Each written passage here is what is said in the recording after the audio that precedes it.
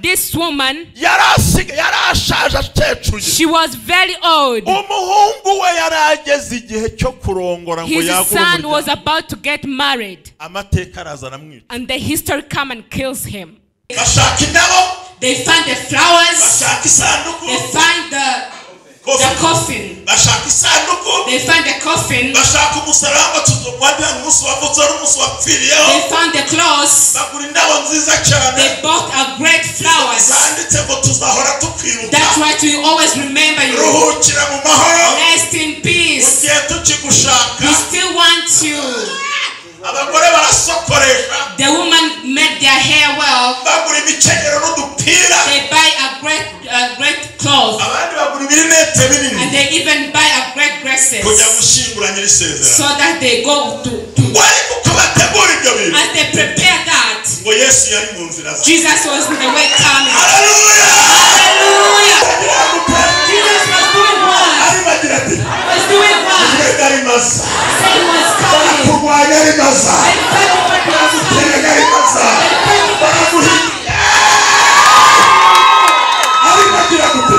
he doing?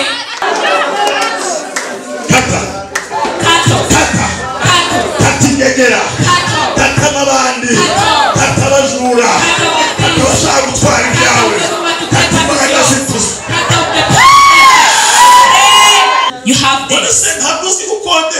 You are renting. You are just for 2 months without paying. They speak about what they speak, it is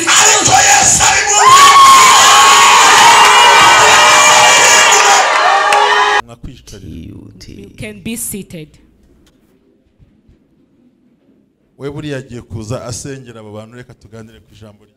Let's talk about the word of God. I thank God.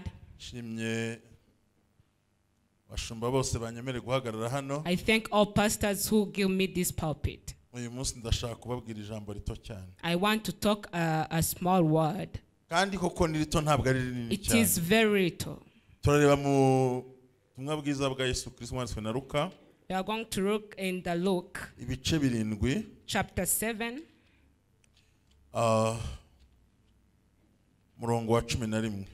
Verse 11. We are going to read there. cyane cyane ariko abaza ku murongo turi bwibandeho nubwo nshaka guhera hejuru. The verse we are going to talk on no murongo wa 15 is a 15th. Uwari upfuye arabadaduka atangira kuvuga, Yesu amusubiza nyina. And the dead man sat up and began to speak, and Jesus gave him to his mother. Bose baterwa n'ubwo bahimbaza Imana bati, umuhanuzi ukomeye abonetse muri twe, kandi bati Imana igendereye ubwoko bwayo. Amen. Fear seized them all, and they glorified God, saying, a great prophet has arisen among us, and God has visited his people. Amen. Murakoze cyane, Imana ibahumugisha mu izina rya Yesu. May God bless you in the name of Jesus. Mwanjye mwanyemereye ko mvuga mwabyemeye mwabikunze. Have you allowed me to speak? Bishop yakoze, pastor yakoze. Bishop, thank you, and pastor, thank you so much. Kumwigisha umuhanuzi araza kuza basengere. I'm going to teach, and the prophet will come to pray for you. Avuze ngo kuri biriya bintu mu izina rya Yesu. In the name of Jesus. Ndashaka kubigisha iri jambo. I want to teach you about this word. Rivuga ngo Yesu akuraho ibimenyetso bifatika. Saying that Jesus removes strong signs. Ariko biri negative. That is negative. Simwanyumvise. Amaraso ya Yesu cyangwa Yesu bwe, a blood of Jesus or Jesus himself, akuraho ibimenyetso bifatika. Removes the tangible signs. Yego? Yego? Yego? Ibimenyetso bigira gute? A tangible signs. Ijambo twasomye, the word that we have laid, ni Yesu azura umwana w'umupfakazi. It is when Jesus raised the person, the child of widow. Azura umwana w'umupfakazi. When he raised the child of widow. Murongo wa 11 unavuga ngo bukeye, the verse 11, ajya ku mudugudu witwa Naini. He went to a town called Nain. umudugudu wa Nayini rero, the town called Nain, ni umudugudu utuye hafi y'umusozi muremure bita Tabora. it is a town that is near to the mountain of Tabora. Aho rero kuri uwo musozi muto cyane uri munsi ya Tabora mu burasirazuba bwawo, To that mountain in east side, ibyo ndimo mvuga nuko nahageze na nabizi buriya, I knew about it. hari y'umupfakazi. There was a widow. Umuki? A widow. Afite umwana uyu. She has only one child. Umwana bangahe? One child. Ubanze mwumve, ntimugire ngo ndi kubasomya nagira ngo ijambo ryumve neza. Ni umupfakazi. She was a widow. Kandi umupfakazi bavuga nta n'umugabo wari kumera ko yaranashaje. And she wasn't very old. Nahoze nsoma amateka y'uno mugore n'umugabo we. I have read the history of this woman. Uwo mwana niwe wari usigaye ari gupfa bagahita batwara ibyo byose bikazima. She only had this only child. Bivuze ngo nta muntu watwara ikintu cyawe. This means no person can get something for Hari you. umuvumo wo gukenyuka. Either the curse of dying at early age. Byari kurangirira kuri uwo mwana. It will be for only that Uwo child. mukecuru bakamwirukana. And they could cast her away. Ibyo bigahabwa abandi bantu. And to what was hers to be given to others. Yesu amuhagararaho. But Jesus stood up with Nagira her. nkubwira ngo ibyawe Imana ibihagazeho. I want to tell you that what belongs to you, Jesus has stood up for Kuri uyu it. mugoroba. And this evening, turashaka kuvunagura imbaraga za we are karande. going to destroy generational Turashaka curses. gusenya imbaraga zikurikira abantu. We want to destroy the spirit that goes Imbaraga to mbi people. zikugenda The inyuma. darkness power that goes behind you. Imbaraga zishaka guhanagura abantu. The darkness power that want to remove you. Ayakosi.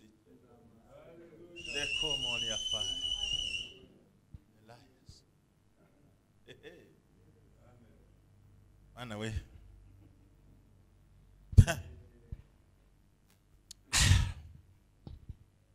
Uyu mukecuru, This woman, uri tayari tugiye kwatsa indege yo mu mwuka. Uwo mukecuru, that woman, nimumvugire ngo ni umukecuru. say she's a woman, an old woman. Kandi atari kumupfobya ni umukecuru koko. She was old woman. Afite umwana umwe. She had one child. Kandi uyu mwana ntimugire ngo ni umwana wari kwibere.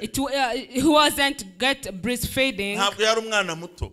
He wasn't as a Ahubwo little. yari umusore ugeze mu kigero cyo kubaka urugo.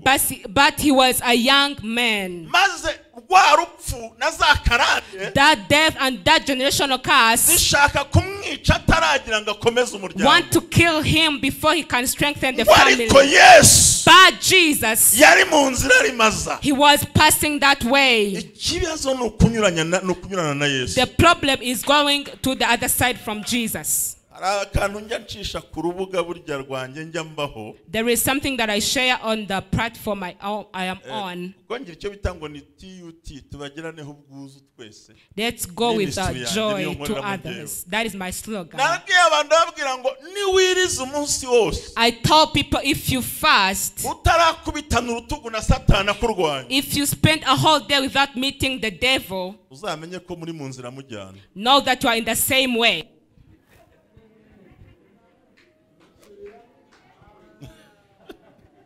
Nubona kuva mu gitondo, If you saw that since morning ukagera nimugoroba, till evening, nta uragutuka, no person cursed you, no person speak back to you, shitani mutarakubitana other igitugu, devil, uzamenye ko mugenda mu nzira imwe. know that you are in the same way. Niyo mpamvu That is why uko yagukubita igitugu byo kose how we could fight you. bigaragara kuri mu nzira ugiye It shows guhura na that you are Yesu. in the way that God to meet with Jesus. Oh, hallelujah! Hallelujah! Nukuri It's true. agukubita igitugu aciye ku mugore ku mugabo, He just fight from your woman or the men, abana, children, abakozi, the maids, shobuja, your boss, tagisi yakererewe, the taxi that is umumotari late, uvuga nabi, even the motorbikes. wajya no muri restaurant agatinda kukugaburira kandi wajyanye Even you ayawe. go to the restaurant, they just Igihe take too long to give you cyose food. umunsi ushize utarahura n'igitugu Every cya time you Satani, spend a day without meeting the devil, umenye ko muri mu nzira imwe mujyana. know that you are in the same way. kuzongera kubabazwa n'ibigeragezo. Will you be troubled by the temptation? Uyu mukecuru, This old woman, nta bintu ndi kumva muri ngiye. I can feel something in Ubundi me. muri aya masengesho kuyoboza inzira mufite. In this prayer of seeking the direction, Dukora icyo twita cut-off. let's do some cut-offs. Niba iwanyu barapfaga bakenyutse ibyo ni ibyabo. If in your family they could die at early age, it's up to them. If they couldn't give birth, it's up to them.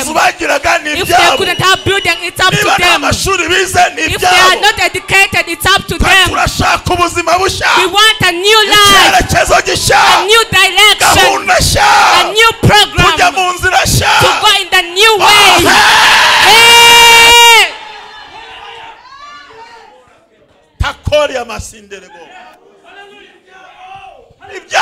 It's up to them.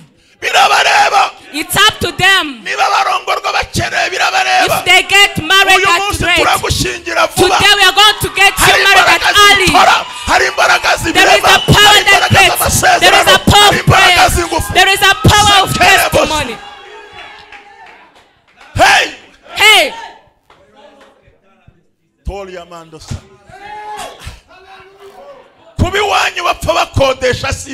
For your family to die renting is not to you. I can hear the voice of God. If they have alcohol, you are not getting alcohol. Hey! I want to tell you that there is something called to change.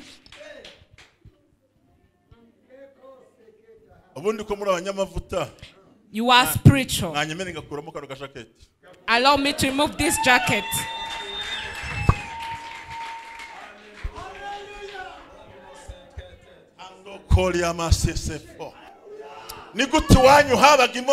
How come in your family there is a car and yet you get a bike and now you are dying renting?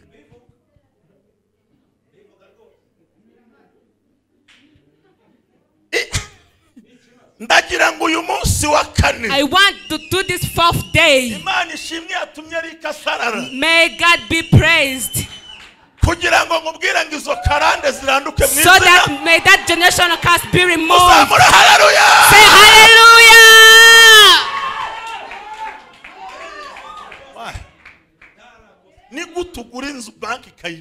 How come you have a house and the bank took it? Today on this date, I want you to speak this date with your mouth. Say, I made a way. It doesn't come behind me. It doesn't come behind me. It doesn't come behind me. I want you to receive your inheritance. Today it's receiving inheritance. Today it's your inheritance. Your inheritance. Your inheritance. Hey! Inheritance. Inheritance. Say, I receive it. Today it's not a teaching and preaching. It's breaking and destroying.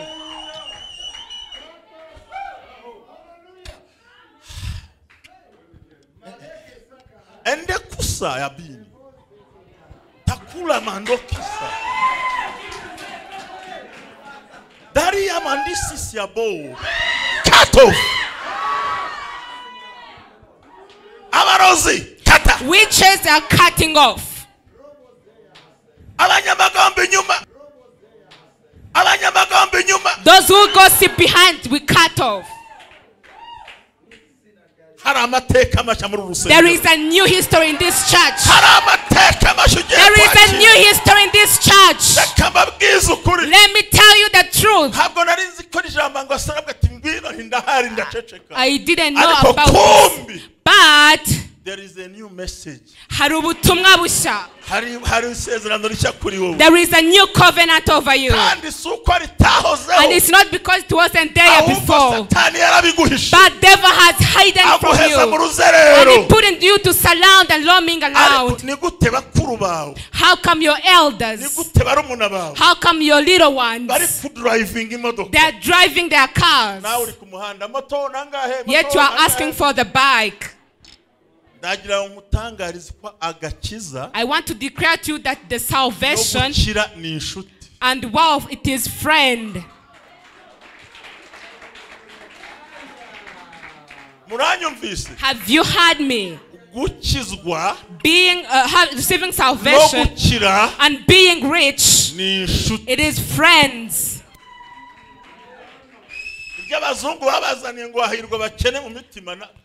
Whatever the white people said, it's in hearts, but in the pocket couldn't be. If I am the one who waited for the heaven, I was among them.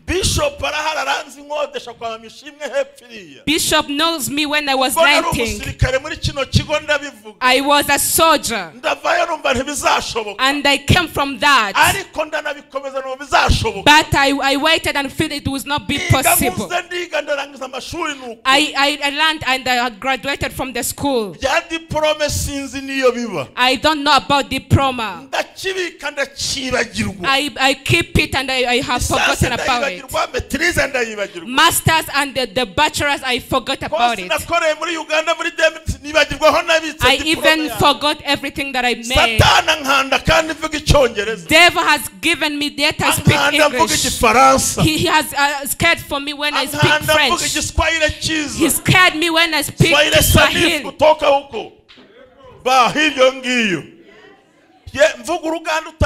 I had a Ugandan, but the devil has taken me because of history. Because at my home, my father has seven wives, 2 wives. We was 50 children. I am the 20th from the 4th woman. It has come behind me.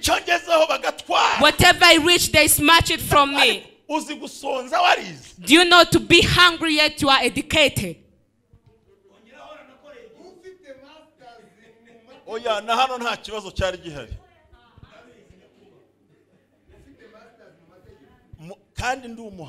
I was genius. I had 85%.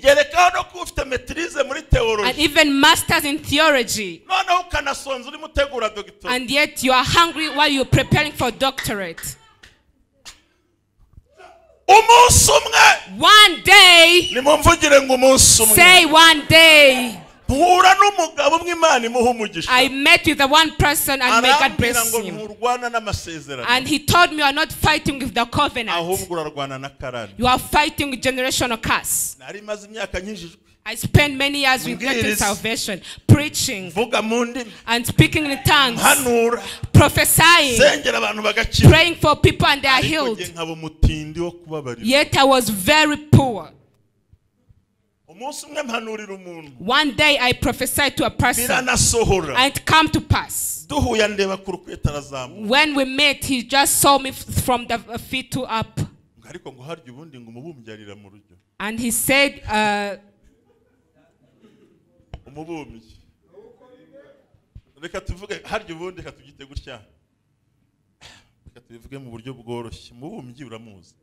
potter.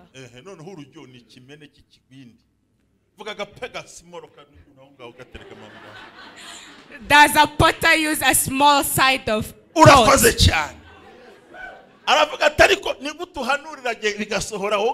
He said, how come you prophesy to me and come to pass yet it's still the same? The word that I have taught you, it is what raised me somewhere.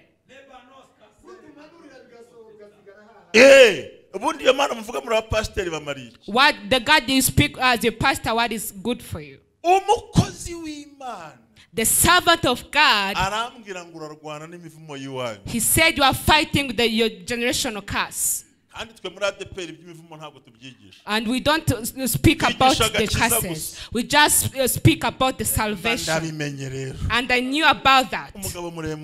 A tall man who fight for a country, who have a great documents, who have a worthy ones, who walk around.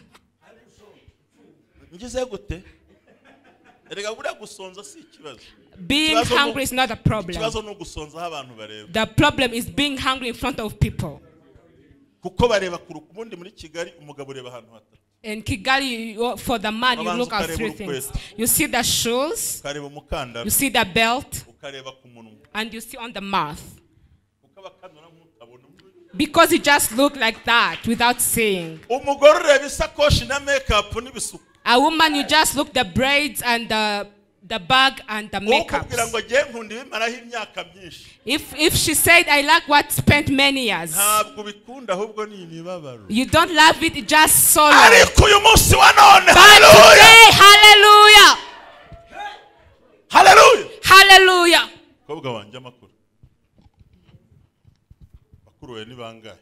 Babiri. Hano. Aka gatutu uhagazeho akangaka uyu mukobwa ntabwo umwaka uzashira kigahagazeho ndabarahije ukuri ndabizi ko abantu bakunda ngo barongo ntabwo ari ukurongorwa uyu mwana w'umukobwa nta kiri muri iki gihugu zahagaranda kandi nta mbaraga agira hirya iyo Hani yasagira hakuno wapi arababaye nawe ndacecetse Amina Amen. Bwari ubuhamya ngo ubwumve. Let me give you a testimony and you heard about it. I live at Kigali. Ariko narakubise. But I was very at low end. Look, well, the people doesn't keep on their shirt down. He's very poor. And he just keeps something behind. The history may be cast. The history speaks to you. Whatever you eat today will not eat again. Tomorrow will not drink again. In your family no one prosper. And you hear about it. But today, in living word, listen to the word of God.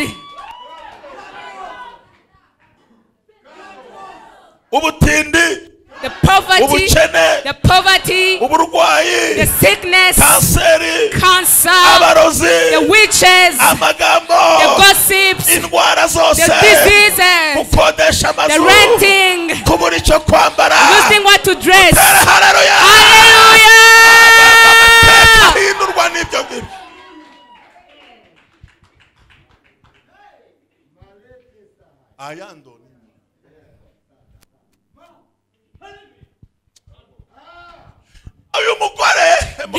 This woman, she was very old. His son was about to get married. And the history come and kills him. The generational curse come and kill him. Are the same for you. You was a very well in business, but you lose. You have a fridge, but you can't find the one to get it to because you haven't anything to keep in. Do you know to have a fridge and you can't have anything? The history takes something from fridge. And it is only the insect and ants. The history is telling you to sell your chairs. Don't sell it. Your widow woman, don't do that mistake. Because God has told me He's going to change it. Say hallelujah.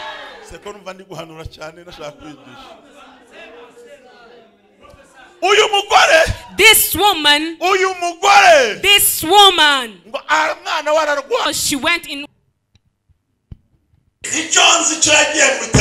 What I know, she went in many hospitals. And even a prophet prophesied.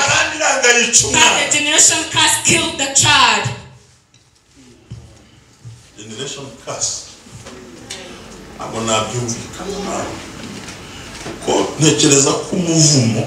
A curse. A curse. ntabwo aba ari generation bula kenshi ntabwo na descendant ahubwo babyita ngo ni ikibuto kibi umubyeyi yasize atabye mu muryango gikurikira abana batigeze bamenya amateka. It's a bad seed that a parent put in a family. Naho ushaka rero ko ntabwo generation kazagara umuvumo kuko hari n'ibindi ahubwo ni ikintu kihari. It's something that is there. That was put in some people you don't know. You just got born and you can't eat. And you just sleep on it. You even get married, you have it behind.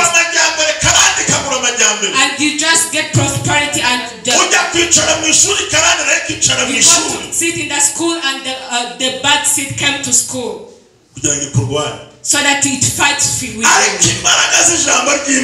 the power of the word of God, today, God, did you agree with me? This old woman, the child died. People knew, all family gathered. The person who died, you can't miss a friend. But the person who came, there was some people who come from family. As they are preparing, they find the flowers, they find the coffin. They find the coffin. They found the clothes. They bought a great flowers. That's why we always remember you.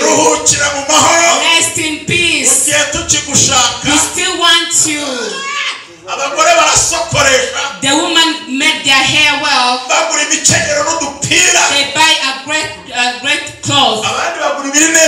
And they even buy a great dresses. So that they go to as they prepare that, Jesus was in the way coming. Hallelujah. Jesus was. Jesus was.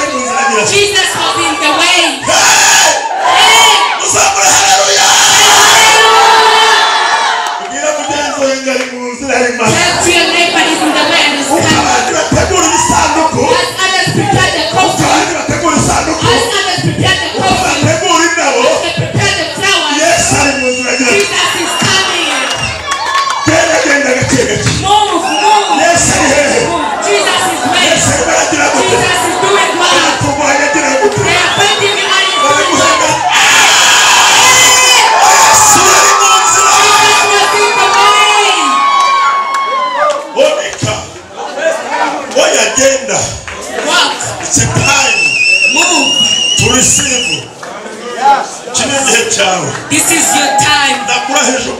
I swear to you. Jesus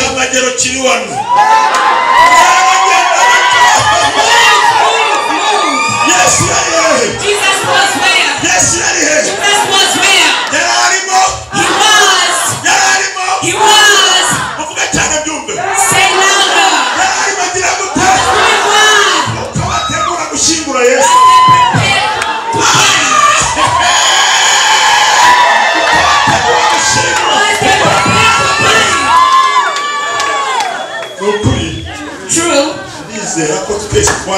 I believe that you have been vaccinated and they vaccinated the third dose and we entered without no problem. It's not our sin.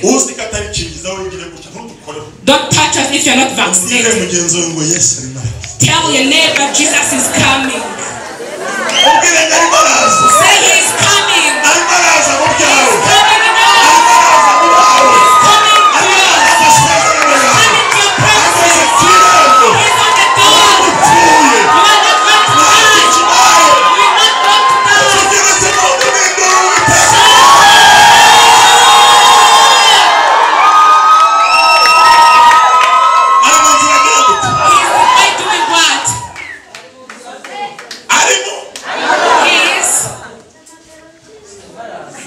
He's already here. As they prepare the coffin, as they're making a meeting of burying him, of killing your life, say Jesus is coming. Say he's coming. Say Jesus is coming. Jesus is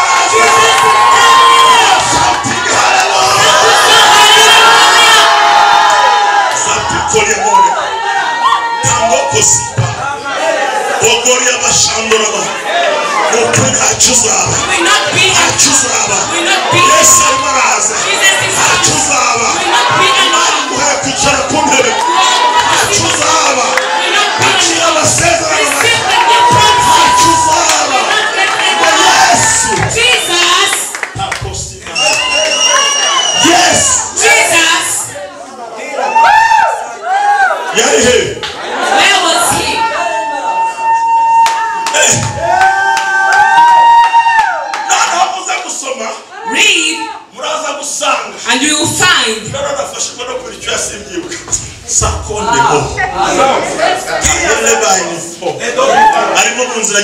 he's in the way. He's in the way. There was a meeting at home. It's not about promotion. It's just for burying the person with the promise, so that they took what belongs to you. I swear to you,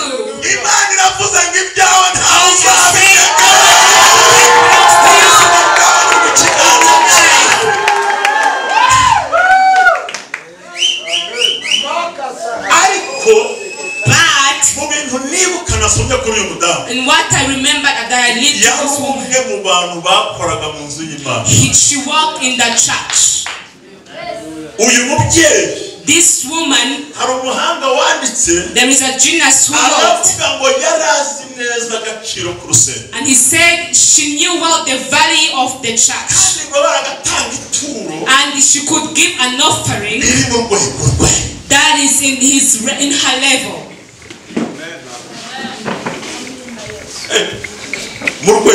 At her level, I could give 100,000. But even the one who give 100, God allows him. This woman know how to pray in the morning. But the curse wasn't on this woman, but it was where she got married. There is a time that you get married to a woman and it brought prosperity to the curses. In the development she brings, there is a curse.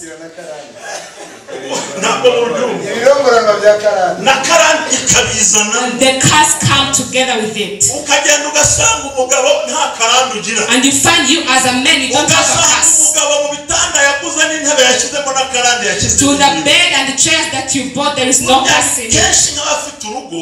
For those who have home, remember before you get married how you were, and look to how you are today. You are just going back as the soap. But today,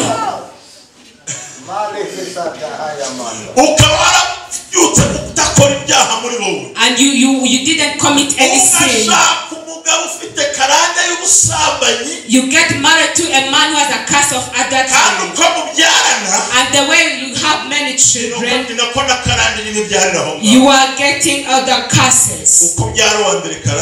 As you give back to the first, there is a curse. But God has sent us to you. If you agree to stand with me, do you agree to stand with me?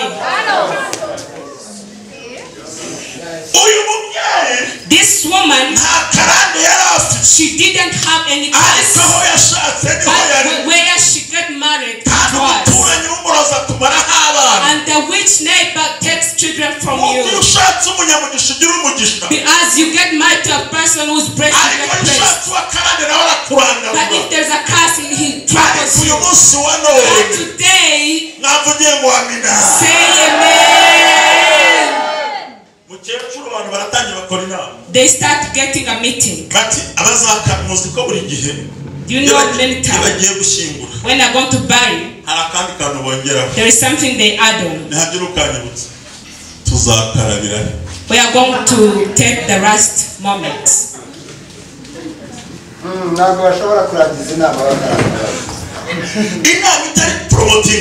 A meeting without promoting. I want to tell you all the meetings. Today at the Sabbath,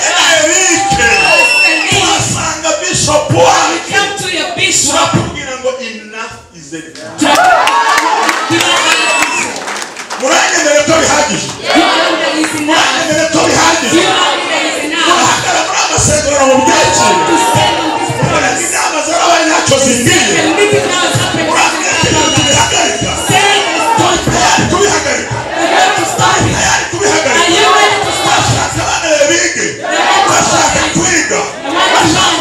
I want to change history.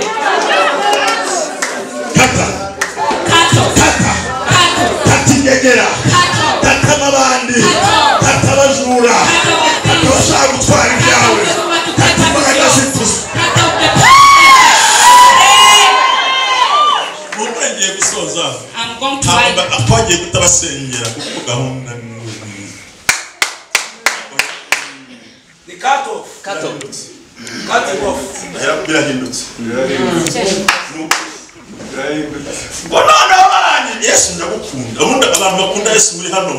the people who love Jesus say like this. Do you love him all? Jesus, he doesn't come quickly. But you can't go before him. And he could put on garment. No one could run with garment. He just goes slow. And they finish the meeting. Let me ask you one question. Or ask your neighbor. The people who did that, did commit any sin. Ask him. The people who bought flowers, did they commit any sin? Did they make any mistake? The one who bought coffin, did they make any mistake? The one who put on the clothes, did they make any mistake? The child did what? What they speak about it as, do they lie? You just get all involved in getting married and you are not getting married. You are done with your diploma and you don't even know where it is. What they say which is lie is what? You have this. You are renting. You are just for 2 months without paying. They speak about what they speak, it is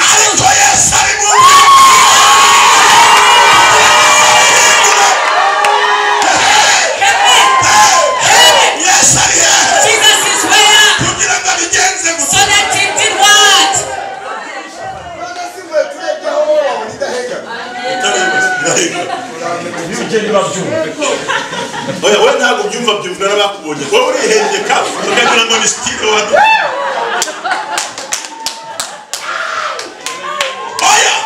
No. I'm winding up. What they did to this child, you can charge them. So listen to the great announcement. Imana ije gukuraho ibimenyetso bifatika ku buzima. God is going to remove a tangible sign upon your life. Imana ije gukuraho ibimenyetso. God is going to remove the sign that is tangible. That is tangible. A tangible sign. That look at you don't have a child yet to have married. You don't have a house. Yet you have the plot is 5 years. He was there. They could give you freely at Nyarugunga. But because of the curse, you are renting. It's a new history. At Kimirongo, you could give 5,000 and give you a plot of land.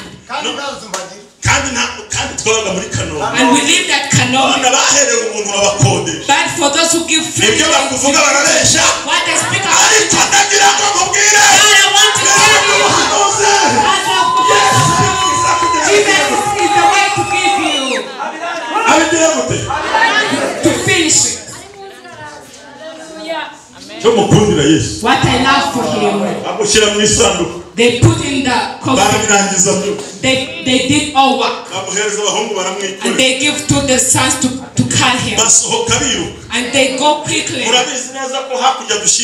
You know what the seventh? If you are late, you can do something. And if you want to take off the problem, you learn. The person that speaks of you is not. They ran. Yet Jesus is walking. Read to the verse that is before. As they was at the gate, God was when they reach, they meet with Jesus. And they say gossip and words should end here. Even though you are like to shame, it's not at the door.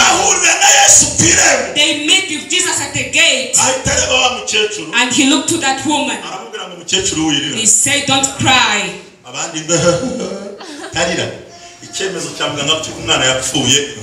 There is the sign that shows that the child is dead. The doctor has signed. Why don't you cry? And as Jesus comforting her, he found that the son that was carrying land away. The person who speaks about you doesn't stop. The person who lead to the 16th verse. Jesus touched it. He did what? They stood because yes, Jesus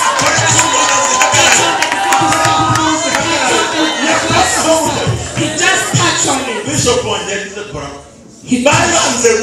They couldn't stop because you can't judge them. They have the signs that the child and the time to bury him was getting late. And just said, me, I'm going to value the day he born, and I'm not going to look to the day. He touched it. Say he touched to that sickness, touch to that family, touch to that life. Let him touch it or not.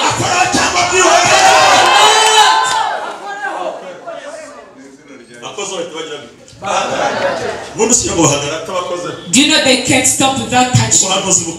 The great prophet.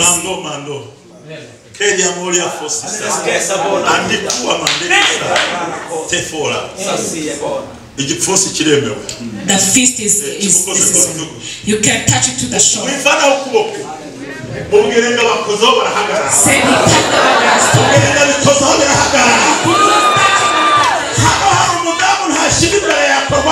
there is a woman here. She was pregnant. But you're not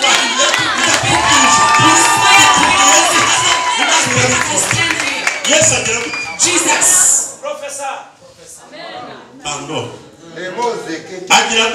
Jesus did what?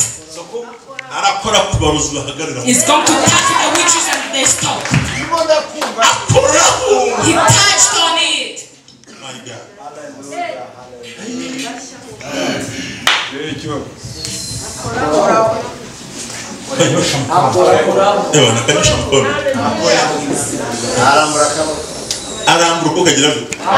raised his hand and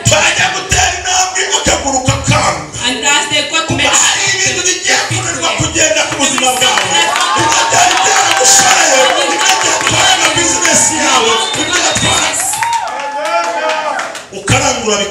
and you get what is good. One time my wife went to the business and And I asked how come? Yes, I did. Jesus did what? Touch on it. Touch on it. And that sickness. To that poverty. To that gossip. To that business. To what? Touch on it. They stood up. As they could make a step, they couldn't get going. Because Jesus did what? We are going to touch to the disease that is in you and it doesn't go away. And then Jesus said, if I resurrect you right now, they will put him down and he will die. And he said, put him down. Put him down. They have to put you. They have to put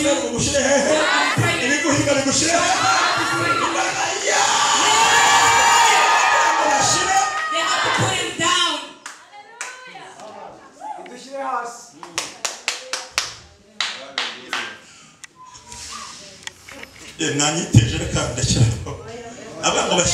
And he said they put him down. The first, he made them at the gate. There is something that God hates something to go out. Who the authority has down? Receive the prophets. To put you down.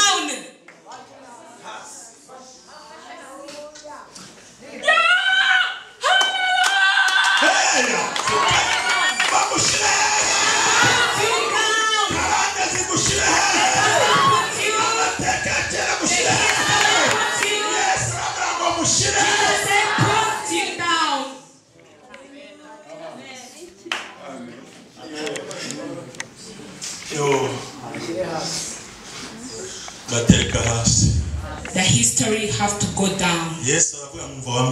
Jesus said, listen to you, child. The day that you spent in the fridge, I don't care about that. Even the documents of the meeting you did, I don't care about that. Where they prepared for you to be buried, they have to put something there.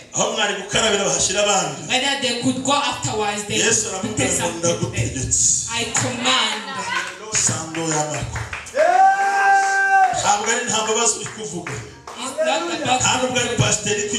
All the pastors, all even our bishop in this church at this hour, as the waiting and the year that is spending and how you guys spend your week and how you guys take many things. Jesus is commanding. Yes, Jesus is commanding. Jesus is commanding. Listen to the command of God. He said, I command you. The document that says that you are died, I know it is there. That coffin, I know about it. What they did, I don't care about it. The time that you spend, I have a command. I'm going to give a command. Help me.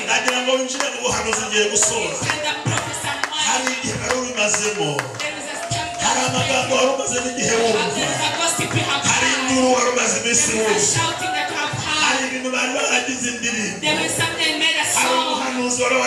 There is a prophet that you have that the sorrow has come to. The life has come to I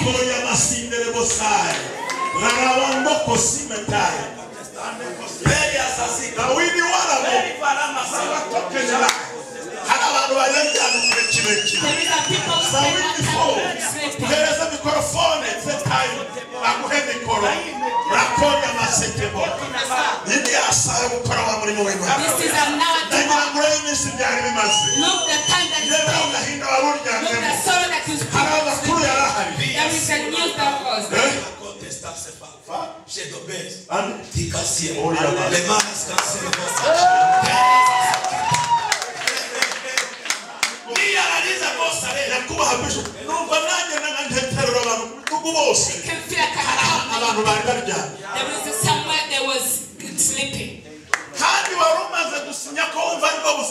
and you have signed that it is your life.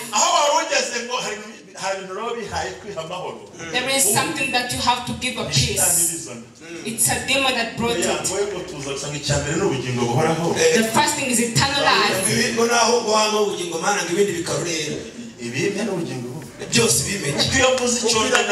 If I don't have something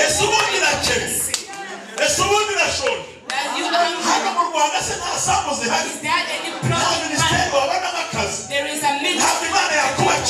God can make you. God can make you. You had that you need. The time you spend asking for a visa, you say the time you spend.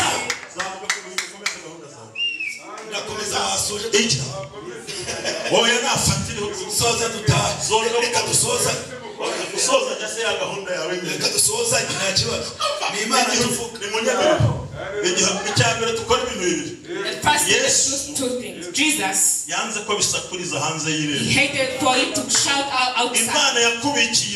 God has hidden you a secret. He's going to take it in silence. Hallelujah! Hallelujah! Hallelujah! Hallelujah! Hallelujah!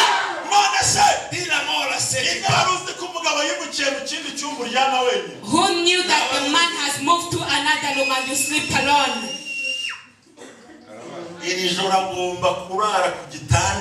This night she should sleep on his bed and comforts you.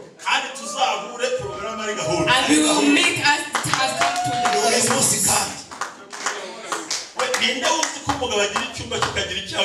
Who knew that your husband has a room and you have another room? You look good.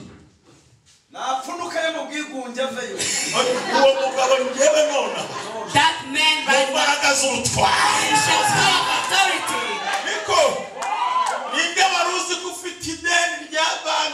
Who knew that you have a debt from bank? But God has paid for you.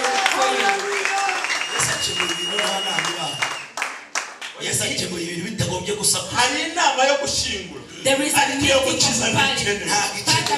of meeting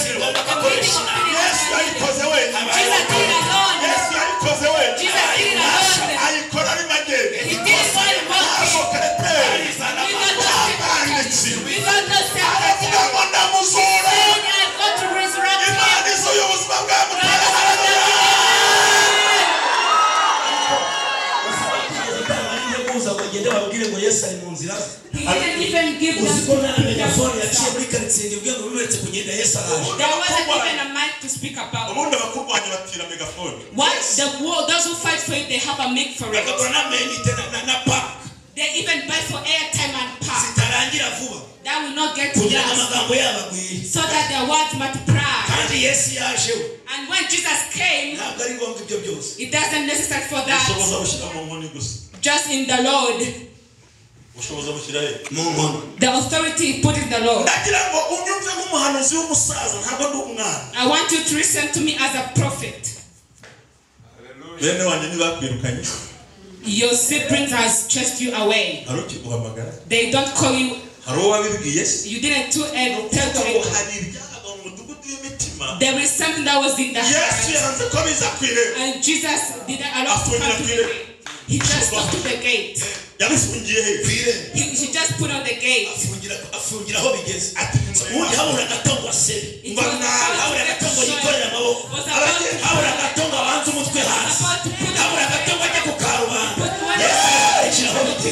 Jesus stopped with that just there.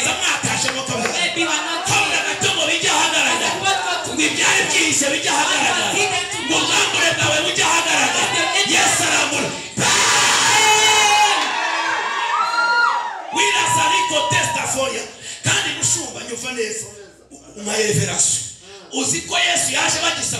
Jesus came while they were still shouting.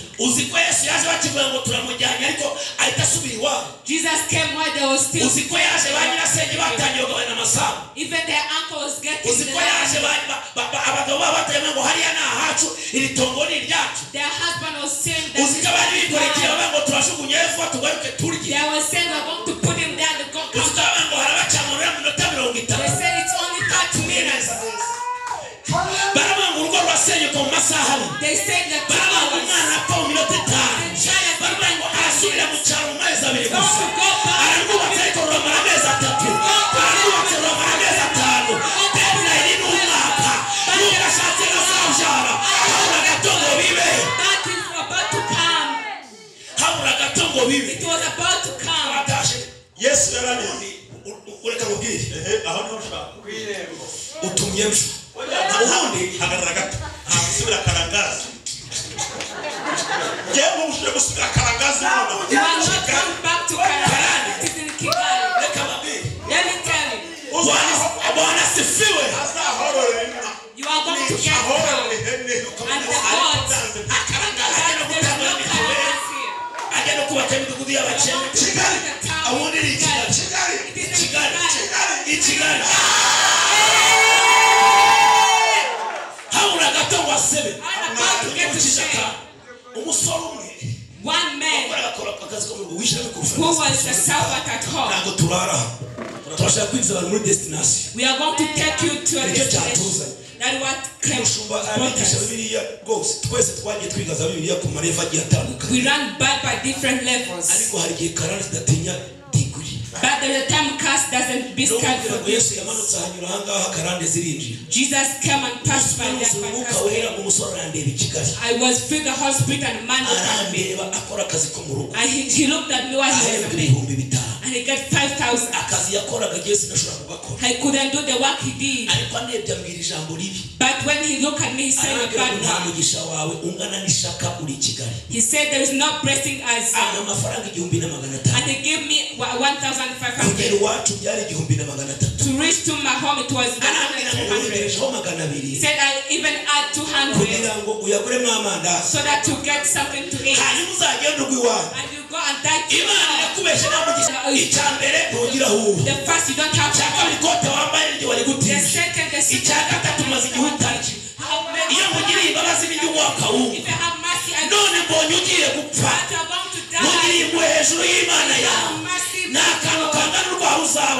I was about to put a shame. As I was about to go, I was about to go to Thomas.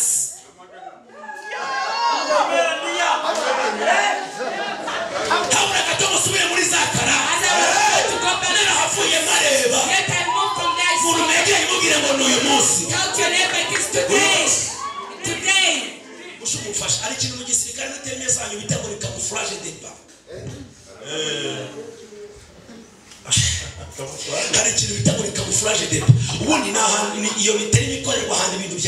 It is done where the things are going good.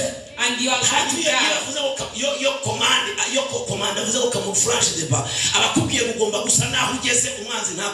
And when the commander says that, it means that you have to look like where you are. If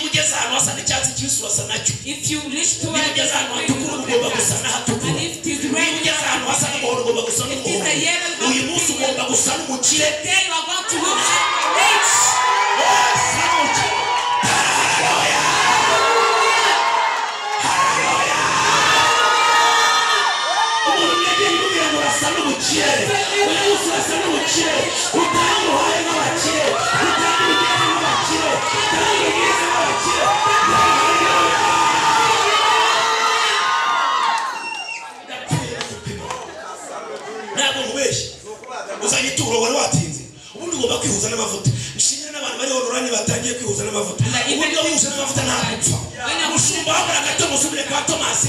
About to go back to Thomas.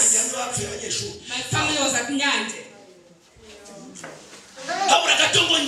When I was about to go there, there was a poverty.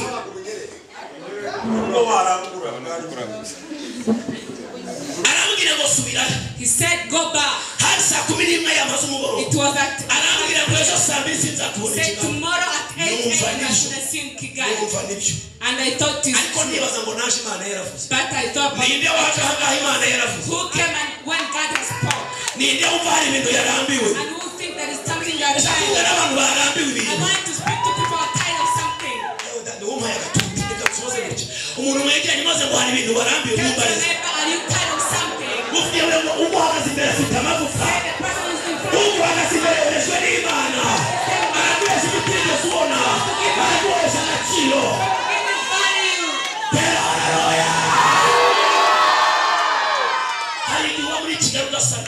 there is a time you've been to God, but you are not looking for one.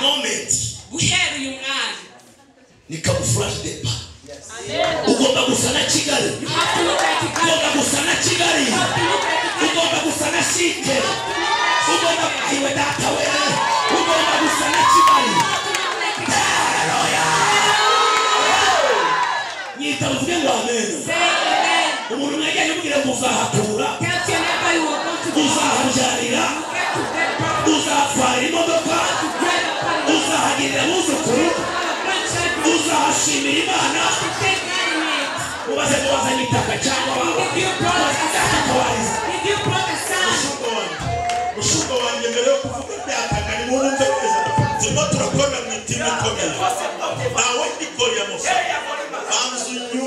listen to me well. Say,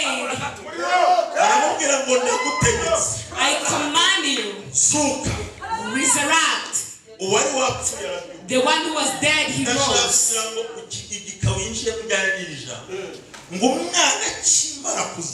When a child was resurrected, he didn't go to his auntie or his auntie, the head of the family, or the head of the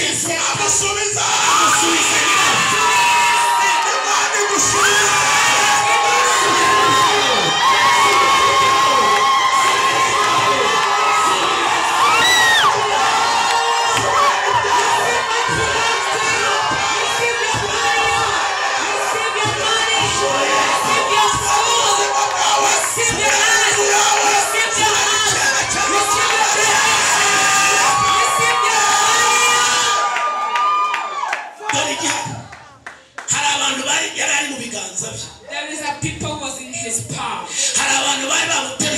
There is a people who cut him alone. There is people who cut him a whole day.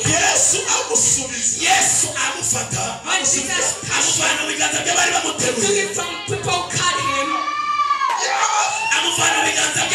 He took it from people who cut him. He took it from the hands of the people.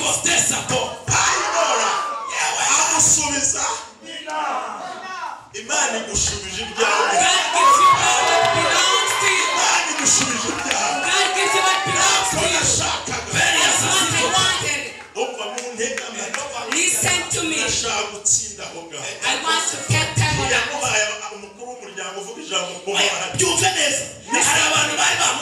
There is a people we are going to put him in the hall. We are going to cut him. We know that he's dead. Listen to me just now.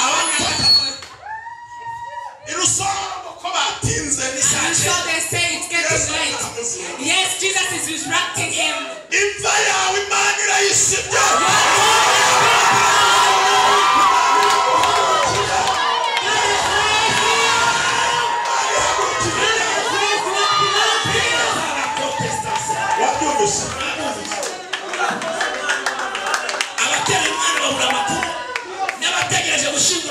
Even the one was waiting.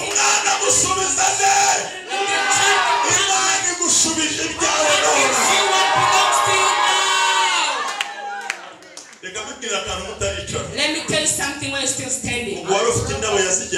The person who has flowers that didn't take. They could have put in the second. The one who has a clothes where they didn't take it. The one who has a coffin. There is a people.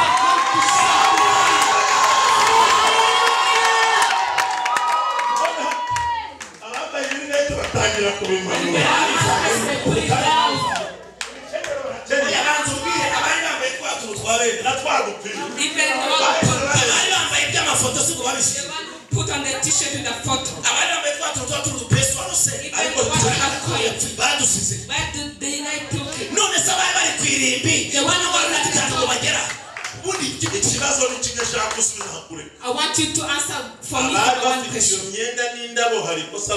The one who have that clothes and flower, did they make any mistake? The child was dead. Jesus that we brought today is going to remove the strong and powerful size here.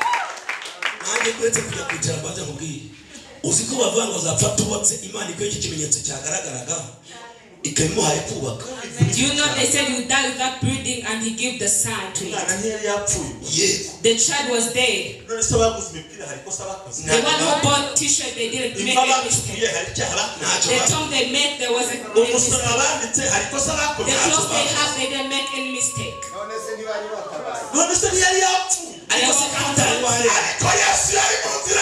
But Jesus was in the way. Was in the way. They gave and they gave. Where did they put this cloth? I didn't speak many things. Because that woman spent many days at the hospital.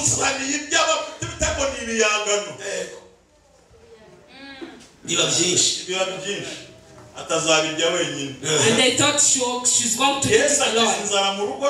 And Jesus held the hunger and gave back his son. And even what belongs to him. Even the curse was broken.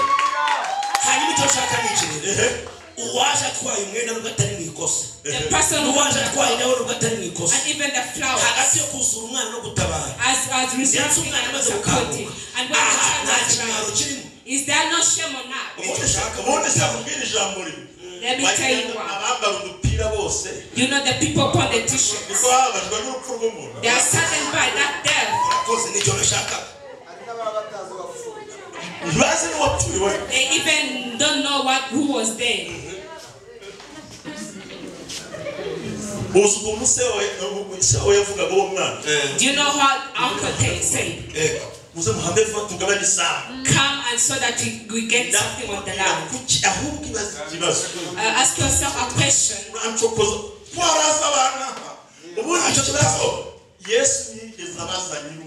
Jesus didn't ask the woman. He knew. He knew it. He knows what fights you. He didn't ask the woman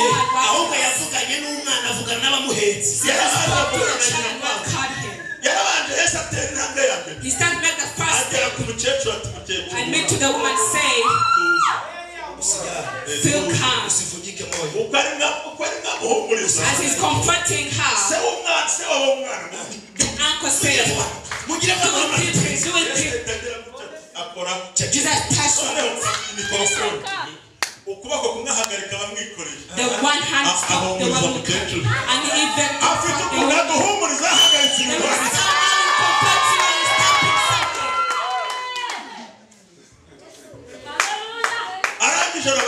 and then he turned. Put it down. I know your purpose is very not healing.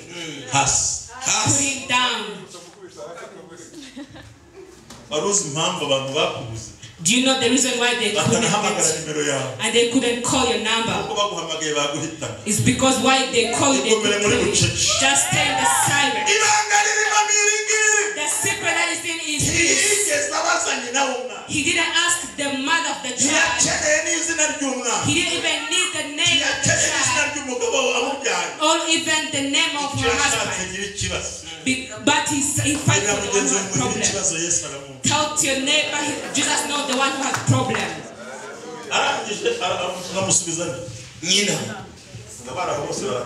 And people marveled.